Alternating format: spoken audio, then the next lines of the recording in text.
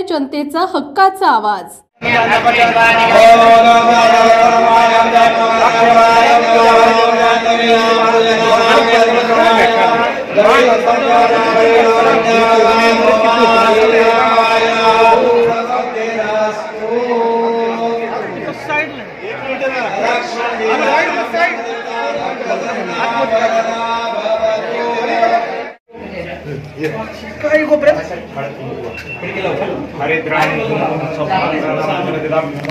हरिद्राणि कुमकुम सौभाग्य द्रव्याणि समर्पयामि। नमः हरिद्राणि कुमकुम सौभाग्य द्रव्याणि समर्पयामि। पुष्पाणि समर्पयामि।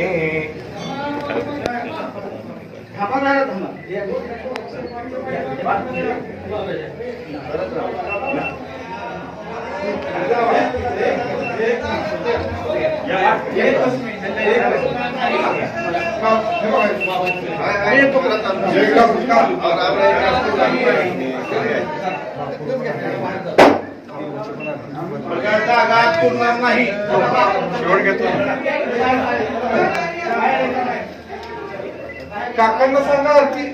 हा म्हणतो मी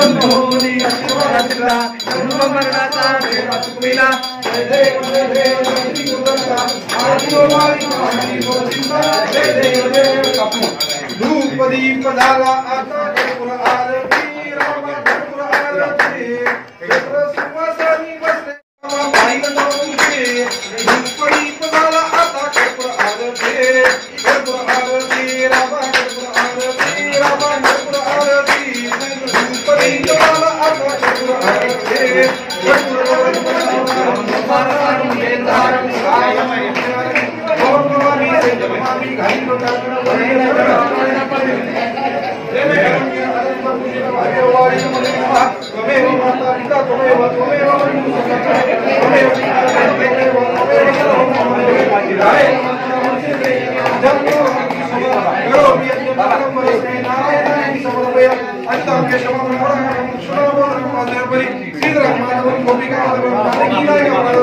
हरे राम राम राम हरे हरे कृष्ण कृष्ण कृष्ण हरे हरे राम हरे हरे राम राधा कृष्ण हरे हरे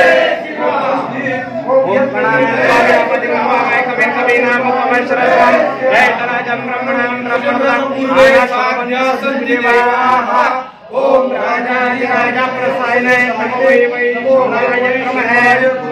समय कामान काम कामाय मयम कामेश्वरो तुम्हें राजवै श्रवणाय महाराजाय नमः ओम स्वस्ति साम्राज्यं भोजं स्वराज्यं वैराज्यं पारमेष्ठं राज्यं महाराजवादिपदमयोः समन्तपरियातीशा सर्वोपमस्सर्वंशा प्रादात पृथ्वी समुद्रत्रायाय एकरायति तदप्रेष श्लोको विहितो वर्धप्रवेश हरो वर्धस्यावसंग्रहे आविष्टस्य कारणेन विश्वे देवाः सुवासिनि ओम एकदन्ताय विद्महे वक्रतुण्डाय धीमहि तन्नो दन्तिः प्रचोदयात् नारायणाय विद्महे वासुदेवाय धीमहि तन्नो विष्णुः प्रचोदयात् महालक्ष्मीचे विद्महे अयोध्येला होणाऱ्या रामलल्लाच्या मूर्तीची प्रतिष्ठापना प्राणप्रतिष्ठापना आणि आपल्या ऐतिहासिक अशा राम मंदिरात प्रतिष्ठा ज्या राम लक्ष्मण आणि सीतामाईच्या मूर्ती अयोध्यादेवीने साक्षात आपल्याला दिलेल्या होत्या सगुणामाता महाराजांच्या काळात मी मूर्त्यांची 800 वर्षापूर्वीची देवळं आहे. माझ्या आजोबांच्या काळात सन्माननीय महाराज साहेबांच्या काळात एकदा जीर्णोद्धार झाला होता. त्याच्यानंतर बरेच दिवस आमच्या मनात होतं सगळ्या सगळ्यांच्याच ट्रस्टीच्या की जीर्णोद्धार या आपल्या देवळांचा करायला पाहिजे. आणि मग अयोध्याची ही पुण्यमय अशी दिवस बघून आजही आम्ही या घेतलेल्या आर्किटेक्ट साहेब इथं बसलेले या सर्वच कार्यक्रमाला एक वेगळ्या प्रकारची शान आणि आपल्या इतिहासाचं पुनर्जीवन या देवळाच्या माध्यमातून आणि त्याचप्रमाणे फक्त रामाचं देऊळ आम्ही जीर्णोद्धार करणारे असं नाही आहे.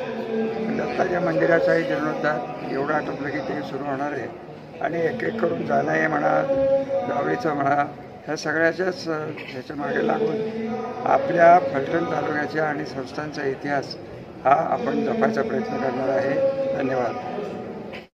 आज अयोध्येला श्रीराम प्रभूंच्या मूर्तीची प्रतिष्ठापना होणार आहे आणि गेल्या अनेक वर्षांपासून आपल्या सर्वांच्या मनामध्ये त्या ठिकाणी भव्य राम मंदिर व्हावं अशा प्रकारची जी सर्वांची इच्छा होती ती आज पूर्णत्वाला गेलेली आपल्याला दिसून येते.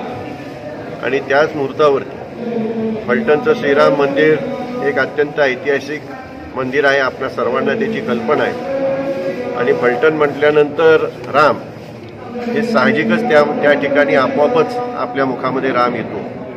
त्यामुळे अनेक वर्षाची परंपरा लक्षात घेऊन या ठिकाणी श्रीराम मंदिर आणि श्री दत्त मंदिर या दोन्ही शिखरांचा जीर्णोद्धार करण्याची अत्यंत आवश्यकता आहे.